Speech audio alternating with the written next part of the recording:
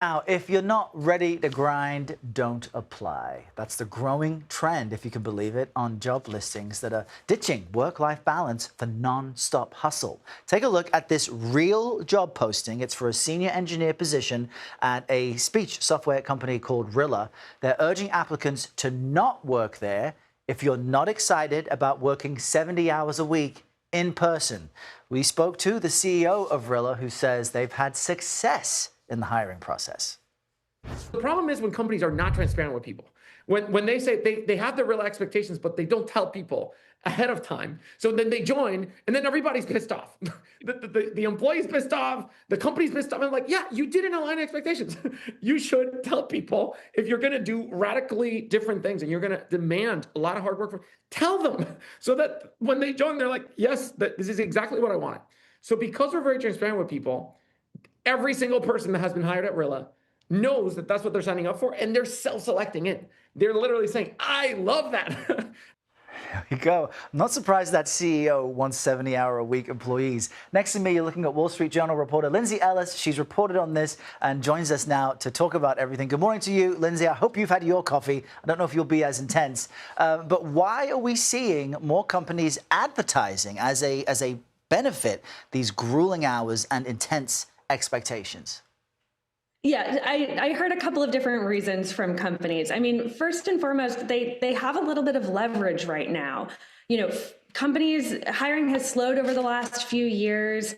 They are in a position in many respects to lay off workers so they can be selective over who they want and who they think would be the best fit for their team. And they can lift the expectations in that context, no longer making overtures to work-life balance or perks or flexible schedules.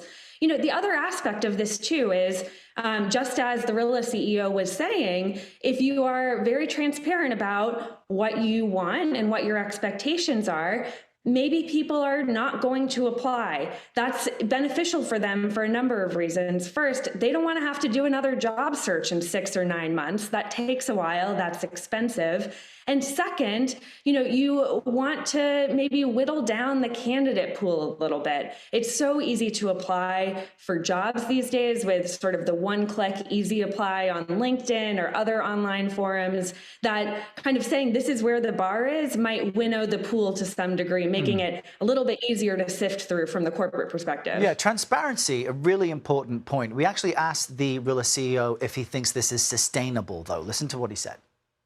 Because these people that we hire, they want to work 7 days. They just want to work all the time. They want to be in the office. And I have to be like, hey, I don't care if you're in the office 7 days a week, and if you come in sleep deprived, and then you're less productive at your work because because then that's what's going to produce burnout.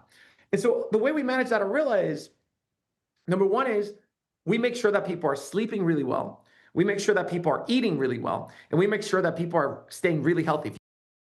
So what do you make of that? Is this something job seekers really will respond to? You know, I think it depends on who you ask, their circumstances, sort of what the market expectation is in their sector. I talked to, one job seeker for this story, but, I think it's a sentiment that's widely held among other job seekers too, that if you're going to work 70 hours a week, you might, you have to get paid for 70 hours a week of work. That, the ratio of work put in to what you get out has to make sense to you there.